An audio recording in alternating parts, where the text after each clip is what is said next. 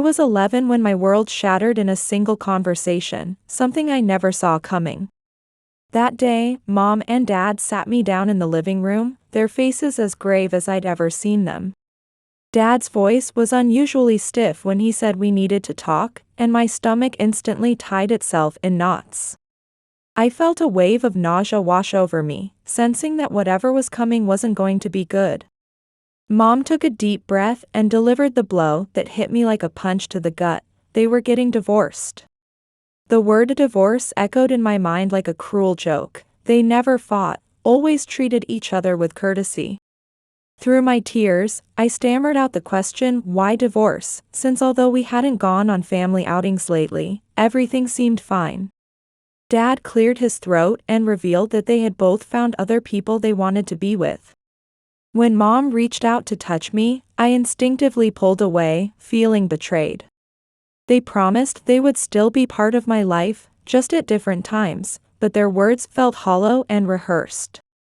The next few days passed in a blur as I watched Dad pack his suitcases and box up pieces of our shared life. Mom busied herself redecorating, as if erasing Dad's existence would somehow make everything easier. Then came the day Mom's new husband moved in, arriving in a truck loaded with furniture and a daughter a few years younger than me. Mom introduced them with an overly bright voice as Matthew and his daughter Riley. I forced a smile, trying to convince myself that having a sister might not be so bad, might even be fun. Riley looked me up and down with contempt, her greeting barely disguising her disdain. The next day, I tried to make friends with Riley by offering to show her my favorite books and toys. She rolled her eyes and made it crystal clear that we would never be sisters or friends, and that I was nothing but an inconvenience. As days passed, I observed how Mom treated Riley differently. Mom bought Riley new clothes, constantly praised her, and even gave her my old toys. One night, I overheard Mom and Matthew discussing schools. Mom was insisting that Riley should attend Star College. She called it the best school in the area. When Matthew asked about me, there was a pause. Mom's response felt like another betrayal. She said I was fine at my current school, but Riley had special talents and needed more challenges. I crept back to my room silently, those words echoing in my head like a painful mantra. The message was clear: Riley was gifted, and I was just ordinary. As weeks turned into months, I felt increasingly like an outsider in my own home. Mom and Matthew were crafting their perfect family, and I was the intruder who didn't fit the picture. Finally, the day came to visit Dad, and I packed my suitcase with a mixture of hope and anxiety. I hoped things would get better in this new place, but deep down, a nagging doubt gnawed at my heart. Dad picked me up in his car, and we drove in an awkward silence that seemed to stretch for miles. His new wife, Trisha, greeted us at the door, younger than Mom, with long blonde hair and a plastic smile that didn't quite reach her eyes. With an overly cheerful voice that made my skin crawl, she welcomed me to what she called my new home. She expressed her hopes for my comfortable stay, but her words rang hollow in my ears. I could only manage a nod, feeling like a stranger in what was supposed to be my father's home. The apartment smelled of incense and exotic spices that tickled my nose uncomfortably. Trisha led me to a tiny room, explaining in that same artificial tone that this would be my space during visits. The next morning, I found Trisha in the kitchen, preparing what she called a special tea. She offered me a cup with an almost predatory smile. She boasted about it being a special Tibetan blend with spiritual properties. Despite my reservations, I took a small sip of the bitter, strange-tasting liquid. Within minutes, my throat began to tingle, then burn like I'd swallowed liquid fire. I started coughing uncontrollably, struggling to draw breath into my closing airways. "Dad," I gasped out, panic rising in my chest like a tidal wave. Trisha rolled her eyes dismissively, claiming it was just tea and I was being dramatic. But I couldn't stop. My vision began to blur as I felt like I was drowning on dry land. I heard Dad's voice, distant and fading, shouting at Trisha to call an ambulance. Trisha insisted I was just acting out for attention. She commanded me to stop this attention-seeking behavior, her voice dripping with disdain. I couldn't respond anymore, as the world around me faded to black. The next thing I remember was waking up in a hospital bed, with an oxygen mask strapped to my face. Dad was there, his face ashen with worry, finally showing some genuine concern. The doctor explained that I had suffered a severe allergic reaction. He left his sentence hanging about what could have happened if they'd been any later, but we all understood the unspoken truth. I had nearly died because Trisha refused to believe me. When we returned to Dad's apartment, Trisha stood waiting with her arms crossed, looking like a judge about to pass sentence. In an icy tone, she declared that I shouldn't stay there anymore. She labeled me a problem child with such contempt that it felt like a physical blow. I looked to Dad, certain he would finally stand up for me, but he just stood there in defeated silence, avoiding my eyes. The car ride home was silent, and though I desperately hoped Dad would apologize and promise to make things right, he said nothing at all. I returned home without saying goodbye to Dad, and Mom barely looked up from her magazine, asking in an irritated tone if I was back already. Without a word, I went straight to my room and closed the door behind me. I felt utterly alone, with no idea how to fix this broken situation that had become my life. The next few weeks passed in a blur of loneliness and confusion, with Riley continuing her relentless bullying at home. Before I could defend myself one day, Matthew stormed in, his face red with anger as Riley had told him I had broken his favorite vase. He growled at me like a threatening storm, saying, "You better shape up, young lady." He ordered me to my room, declaring my monthly allowance would go toward replacing the vase. I looked at Mom with pleading eyes, silently begging her to believe in me, but she just shook her head, disappointment etched across her face. Sitting in my room with tears streaming down my face, I realized I needed to find an escape from this nightmare. That's when I thought of Grandma, Dad's mother. She lived alone, taught at the local university, and had always shown me genuine kindness. Maybe, just maybe, she could help me.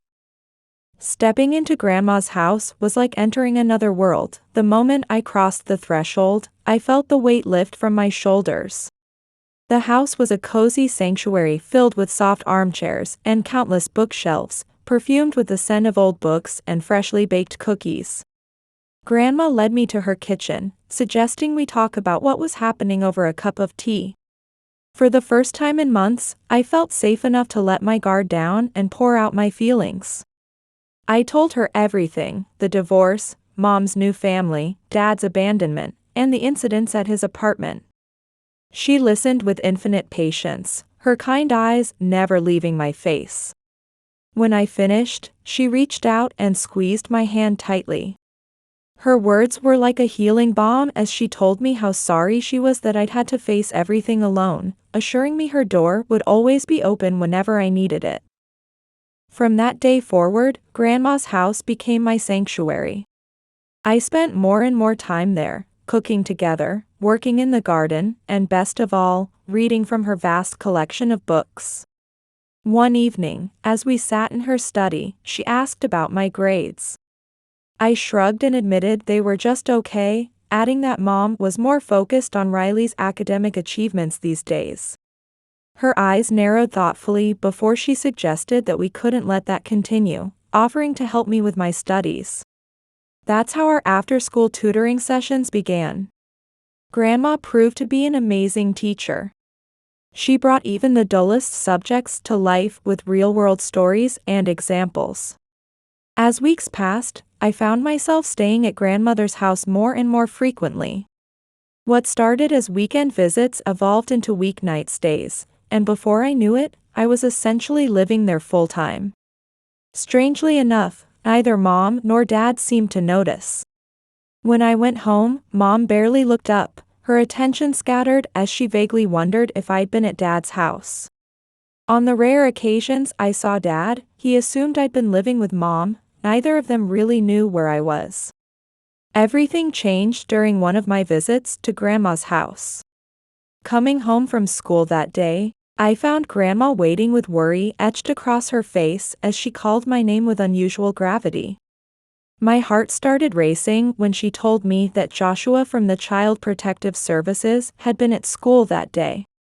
"Why?" was all I could manage to ask, my throat suddenly dry. Grandma sighed deeply and explained that Joshua had visited my mother's house to discuss moving me into the gifted program. When he'd asked about my whereabouts, she said, Mom had told him I was living with Dad, but when he called Dad, he'd said I was with Mom. That's when Joshua realized neither of my parents actually knew where their daughter was living. I collapsed into a chair, my legs suddenly too weak to hold me, and whispered the question that terrified me: what would happen now? Grandma assured me that Child Protective Services had temporarily approved my staying with her. However, she warned that formal proceedings would begin to determine my official residence. That night, lying in bed at Grandma's house, I heard her strong, low voice on the phone. For the first time in what felt like forever, I realized someone was actually fighting for me, putting me first. The courthouse was intimidating, all polished wood and stern faces, like something out of an old movie. My parents sat on the opposite side, both carefully avoiding my eyes as I took my seat. I couldn't help thinking about my friend Andrea, whose parents had divorced last year. Her parents had fought desperately over custody, each claiming they couldn't bear to live without her. The female judge, peering over her glasses with a stern expression, called the hearing to order. She announced that we were gathered to determine the living arrangements for Lexi Davis. What happened next felt like a nightmare coming to life before my eyes. Instead of fighting for me, my parents began arguing about who should not have to take me. Dad's face turned red as he shouted that I should live with my mother. He declared he had a new family now and no room for me. Mom jumped up, her voice shrill as she protested, saying she had her own life and couldn't possibly take care of me full-time. I stood there, stunned, watching my parents compete to prove who wanted me least. Tears welled up in my eyes, but I refused to let them fall. I wouldn't give them the satisfaction of seeing how deeply they were hurting me. The judge's gavel came down hard, the sharp crack echoing through the courtroom like a thunderclap. Order in the court. The judge's voice cut through my parents' arguing as she turned to face me. Her eyes softened as she expressed her sympathy for what I was going through, her words carrying genuine concern. I could only manage a nod, my voice trapped somewhere in my throat. Then I heard the scraping of a chair behind me, and my grandmother's voice rang out clear and strong, like a bell cutting through fog. She rose with the grace and authority that seemed to defy her age, asking permission to address the court. When the judge nodded her assent, Grandma continued with unwavering conviction. She declared that neither of my parents had shown the willingness or ability to provide the home I deserved, and that she, as my grandmother, was prepared to take full custody. Approaching the bench, she presented a stack of documents with steady hands. The papers, she explained, demonstrated her financial stability as a tenured professor at a state university with adequate salary and savings. But more importantly, she emphasized, she loved me and was ready to provide the stable, loving home I needed. The judge carefully reviewed the documents, nodding thoughtfully before turning her attention to me. She explained that at 14, I was old enough to have a say in this decision, and asked me who I wanted to live with. I stood up on shaky legs, feeling like a sapling in a storm. Looking at Mom and Dad, I saw the relief in their faces at the prospect of being freed from their obligation to me. Then I turned to Grandma. Seeing her encouraging smile, I found strength I didn't know I had and declared in a clear voice that I wanted to live with her. The judge nodded with what looked like approval. She granted full custody to Mrs. Caroline Davis, my grandmother, citing the unusual circumstances and my clear preference, while allowing my parents visitation rights if they desired them. Living with Grandma was like stepping into a warm bath after being out in the cold for too long. We established a comfortable routine, gardening in the morning, studying in the afternoon, and baking cookies in the evening. Under her care, I bloomed like one of her carefully tended roses, my grades improved, I made new friends at school, and the ache of my parents' rejection gradually began to fade. The years flew by like pages in a wind, and before I knew it, I was standing in my graduation cap and gown, diploma in hand. Though the journey had been long and sometimes difficult, among the crowd of proud parents and beaming relatives, my eyes searched for only one person. There she was in the front row, my grandmother, her eyes glistening with tears of joy, standing out among the younger parents, but to me, she was the most beautiful person there. As I crossed the stage, I heard her proud voice announcing to those around her that I was her granddaughter. The absence of my parents was a dull ache, but one I had grown accustomed to. They never called on birthdays, never asked about college plans, never showed any interest in my life. But looking at my grandmother's proud face, I realized I didn't need them. I had all the family I needed right there. Thanks to my grandmother's unwavering support and my own determination, I not only graduated with honors but had secured a future filled with possibilities through classes, study groups, and new experiences. I immersed myself in college life, joining clubs, making friends, and maintaining excellent grades, all while surrounded by her famous cookies. Midway through my sophomore year, I received the phone call. That would change everything. Grandma had passed away peacefully in her sleep. As the news sank in, it felt as if the world had stopped spinning for a moment, leaving me suspended in a void of disbelief. The days that followed passed in a fog of grief and responsibility. I took charge of the funeral arrangements, determined to give Grandma the farewell she deserved. While preparing and writing the eulogy, I was deeply moved by how many lives she had touched. On the day of the funeral, the church was overflowing with people. The mayor and several city council members, all former students of Grandma's, filled the pews. Renowned authors and respected scholars occupied the seats, each sharing memories of how Grandma had encouraged and helped them along their paths. As I stood to deliver the eulogy, I made one final scan of the crowd. Despite harboring a foolish glimmer of hope, I knew they wouldn't come. My parents didn't show up, they couldn't even make an appearance for the woman who had raised their daughter when they couldn't.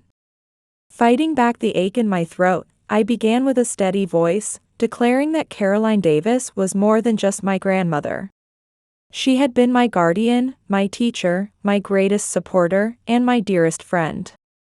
After the service, as I received condolences from the long line of mourners, I contemplated calling my parents to scream at them about their absence and years of neglect. But looking around at all the lives Grandma had touched, I realized something profound. My parents' absence spoke volumes more about them than it did about Grandmother or me. 2 weeks after the funeral, I was summoned to the notary's office. My heart leaped into my throat as I entered the room. My parents sat on the opposite side, barely acknowledging me with curt nods, showing no concern for my well-being. The air hung heavy with tension, thick enough to cut with a knife. The kind-eyed, bald notary cleared his throat and asked if we should begin, his eyes sweeping the room. As he began reading Grandma's will, I felt an otherworldly sensation wash over me. He announced that I, Lexi Davis, was to inherit all of her estate, including her house and savings, totaling $20 million. The room fell silent for a heartbeat before erupting into chaos. Dad's face turned crimson as he shouted in disbelief. He protested that it was impossible, insisting that as her only son, she couldn't possibly leave everything to me. Mom joined in with her shrill voice, claiming there must be some mistake and that Caroline should have left something for them. After all, they were family too. I stood there stunned. $20 million and the house was beyond anything I had imagined. The notary raised his hand to quiet my parents, indicating there was more to come. The notary announced that Grandma had left a letter and he would read it aloud. As he pulled out the envelope and began reading, my heart caught in my throat. The letter began, "My dearest Lexi, if this letter is being read, it means I am no longer by your side." Her words continued, telling me that her love would transcend this life, calling me the daughter of her heart and the only one who truly cared for her until the end. To my father and his ex-wife, she expressed her deep disappointment in how they had abandoned me, reminding them that children are a blessing, not burdens to be discarded when inconvenient. She declared that their actions had proven them unworthy of benefiting from her life's work, and this decision was legally binding. The letter concluded with her hopes for me, urging me to use the inheritance wisely and build the life she had always believed I could achieve. The room fell into silence once again, but it didn't last long. My parents suddenly turned to me, their eyes becoming friendly and their voices dripping with honey like seasoned actors taking the stage. Mom's voice became sickeningly sweet as she called me her darling child. She implied that surely I would share some of the inheritance with them, after all, we were family. Dad eagerly nodded along, suggesting we could reach some reasonable agreement. But I was already heading for the door. I thanked the notary for his time. I told him I would be in touch about the necessary paperwork. As I left, I could hear my parents' angry shouts behind me, but for the first time in years, their words couldn't reach me. Grandma had given me more than money and a house. She had given me the strength to stand tall and face the world without wavering. A few days after the will reading, my phone rang.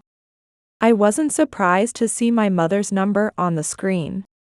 After a moment's hesitation, I answered to hear her voice, sweet as artificial sweetener.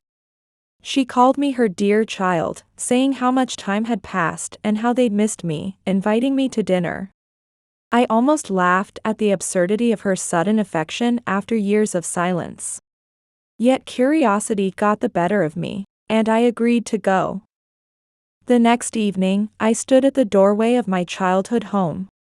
It felt like an alien place now, as foreign as a stranger's house. Mom opened the door wearing a mask of maternal joy like a poorly fitted costume. I noticed the carefully manufactured tears in her eyes, calculated for maximum effect. Matthew and my half-sister Riley stood behind her, their smiles not quite reaching their eyes. During dinner, the conversation was as stiff as starched collars. As I sat at the dinner table, Mom droned on about their recent hardships. She heaved a dramatic sigh, lamenting about their house falling apart, the roof needing replacement, and the plumbing being a nightmare. Her voice took on a pitiful tone as she mentioned poor Riley wanting to attend a good college, but their financial situation.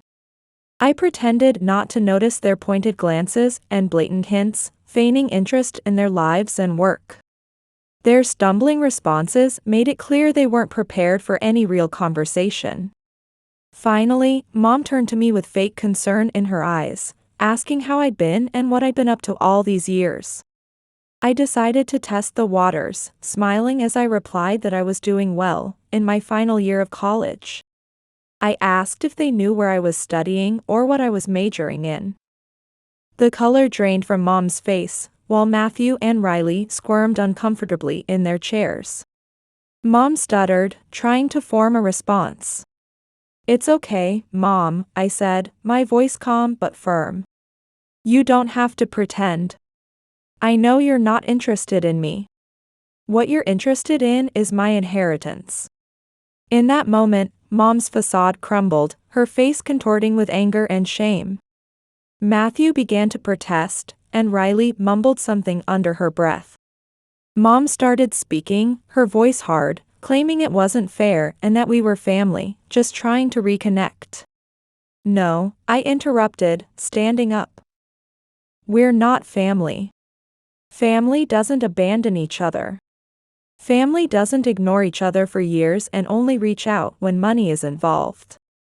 I walked towards the door, their protests falling on deaf ears. As I stepped out into the cool night air, I could hear them shouting behind me, but I didn't look back. With each step, I felt lighter, freer. A few days after that disastrous dinner with Mom, I found myself standing on the doorstep of Dad's house. The house seemed smaller than I remembered, with paint peeling in places. Dad opened the door, his face a mix of surprise and manufactured warmth. He welcomed me inside, saying he was glad to see me. Inside, I met my stepmother, Tricia, who greeted me with an awkward smile. She commented on how long it had been since we'd last seen each other. A small boy peeked out from behind her legs. I was startled to realize this was my half-brother, with curious big eyes. He looked about 8 years old, a stark reminder of how much time had passed. Dad introduced the little boy as David, stroking his hair as he told him to say hello to his sister. David just stared at me, clearly bewildered by my sudden appearance in his life.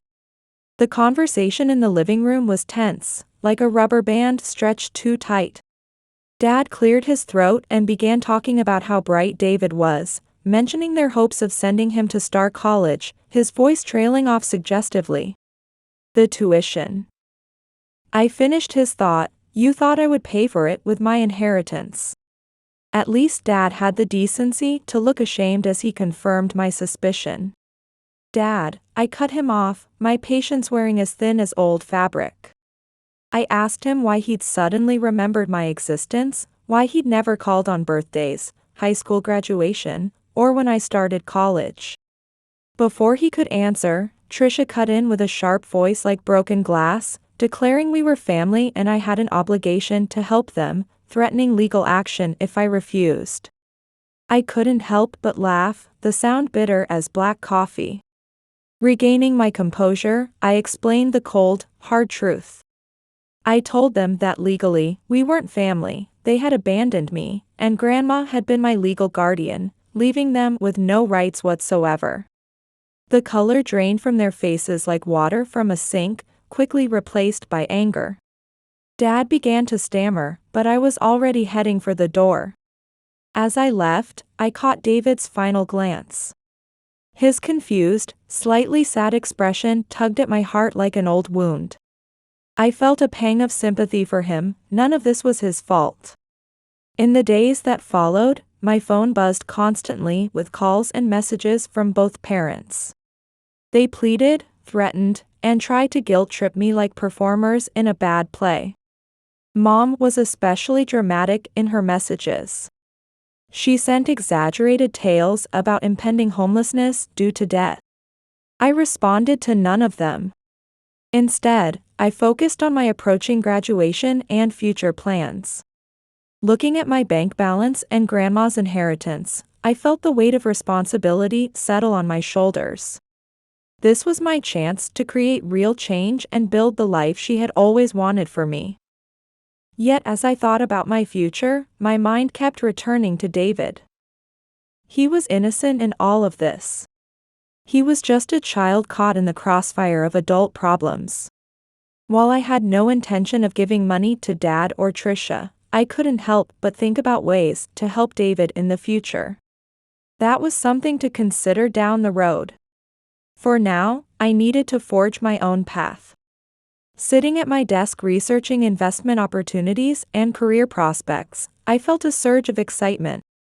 The world was opening up before me in ways I had never imagined possible. 5 years after graduation, I transformed Grandma's house into a psychological counseling center, hoping to create a sanctuary where troubled children could find peace, just as I once did. A 13-year-old girl thanked me as she left with a smile, reminding me so much of my younger self. Grandma's photograph hung on the wall, her gentle eyes still watching over me as if she'd never left. One spring day, a letter arrived from Dad, telling me he had gone bankrupt and divorced Tricia. He had custody of David, and they were living a modest life together, ending the letter with a hastily scrawled, "I'm sorry." After some time, I made my decision to reach out not to Dad, but directly to David, who was now 15, the same age I was when Grandma saved me. David's voice over the phone was a mixture of anxiety and hope as he asked if I really wanted to meet him. That weekend, I met David at a cafe. He had grown taller, but those big eyes remained unchanged. He told me that although he couldn't attend Star College, his current school wasn't bad, and he dreamed of becoming an architect. Watching him talk about his dreams, I made up my mind. I told him I wanted to support his dreams through a scholarship. His eyes lit up like stars. When he hesitantly asked about Dad, I assured him this was just between us, because we were family. Those words surprised even me. The term family that once filled me with bitterness now felt warm and genuine. Mom and Riley still occasionally asked for money, but their requests no longer stirred any emotion in me. With Grandma's inheritance, I established an educational foundation called Caroline's Light to help children who had experienced abuse or neglect start new lives. Recently, David visited the counseling center for the first time. He expressed his desire to become someone who could support others, just as I had supported him. I smiled, knowing that the chain of resentment had to be broken by someone, whether it was me or David. Looking up at Grandma's photograph, I whispered that a new chapter of our story was beginning. Outside, the spring breeze gently swayed the flowers in the garden, as if Grandma were smiling down on us.